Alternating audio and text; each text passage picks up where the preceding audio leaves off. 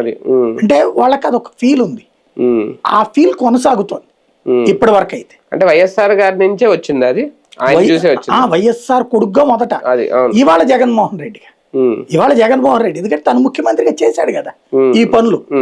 రెండోది ఏంటంటే కుర్రోడు, వయసు 50 అయ్యి ఉండొచ్చు, కానీ ఆ లుక్ అది యంగ్స్టరే. అంటే సీఎంలు ఇప్పుడు 50 ఏళ్లలో ఉంటే, ఇప్పుడు ఆయన పేరేంటి, రాహుల్ గాంధీ 56 ఏళ్ళు యువ నాయకుడు, అట్లాగే 50 దాటినటువంటి వాళ్ళు. అందుకని నేను కూడా యూత్ అనే చెప్పుకుంటాను, వాళ్ళిద్దరికంటే తక్కువ వయసే ఉంటుంది. అంటే రాహుల్ గాంధీ బ్యాచిలర్ నాయకుడు, అదే అందుకనేసి ఈ లెక్కన ఉంటుంది అనమాట అక్కడ.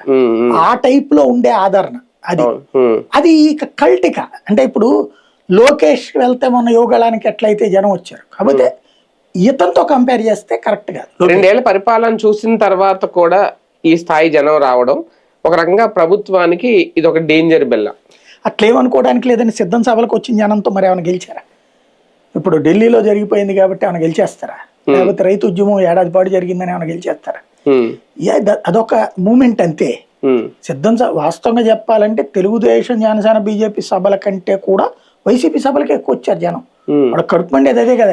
ఇంకో విషయం కూడా, జగన్మోహన్ రెడ్డి గారు దేనికి వెళ్ళినా దాన్ని ఒక రాబోయే ఎలక్షన్ స్టంట్ గానే, ఒక ప్రచారంగానే ఆయన మాట తీరు గానీ ఆయన ఎంత కొనసాగుతున్నాయా? అంటే ఒక్కొక్కళ్ళది ఒక్కొక్క యాటిట్యూడ్ ఉంటుందండి. ఇప్పుడు చంద్రబాబు మాట్లాడారంటే జగన్ ని తిడతమే, పవన్ కళ్యాణ్ మాట్లాడారంటే జగన్ ని విలన్ గా చూపించే ప్రయత్నమే ఉంటది. ఇతని ప్రయత్నం ఎట్లా ఉంటది, కంపేర్ చేసి చూపి